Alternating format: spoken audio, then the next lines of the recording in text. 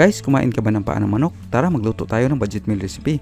Ang ulam na ito ay mura lang pero hindi ka mapapamura sa sarap nito. Linisin muna natin ang mga paa ng manok at hugasan ito ng maayos. Ilagay lang natin ang mga ito sa kaserola na mayroong tubig.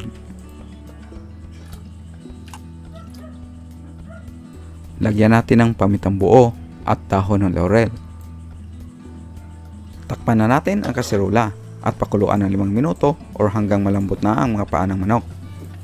Pag malambot na mga ito, hanguin lang at itabi lang muna. Ang sunod natin gawin, maglagay tayo ng mantika dito sa kawali. Konti lang ha, panggisa. Unahin na natin igisa ang mga hiniwang sibuyas hanggang lumambot ang mga ito. Idagdag na natin ang mga hiniwang bawang at magpatuloy lang sa paggisa ng ilang sandali or hanggang maging aromatic na ang mga ito. Naglagay tayo ng hiniwang red chili sa version ng recipe natin. Gusto ko kasi ng medyo maanghang na lasa. Ilagay na natin ang mga pinakuluan na paa ng manok. Nasa tamang lambot lang ang mga ito. Timplahan natin ng soy sauce. At maglagay rin tayo ng tubig. Haluin lang natin to saglit at pakuluan pa natin to. Pag nagsimula ng kumulo, lagyan natin ng pamintang buo, dahon ng laurel, at oyster sauce.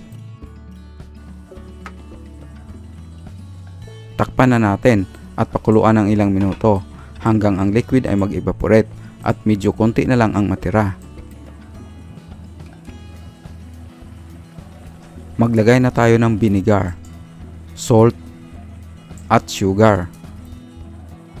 Magpatuloy lang tayo sa pagluto nito hanggang lumapot na ang sauce at nasa tamang dami na ito na naayon sa ating gusto. Para sa akin, ang ganito ka-sticky na sauce ang gusto ko. Tikman lang ito at i-adjust ang lasa kung kinakailangan bago ito i-serve. Ganito lang kadali lutuin ang ating recipe. Serve and enjoy!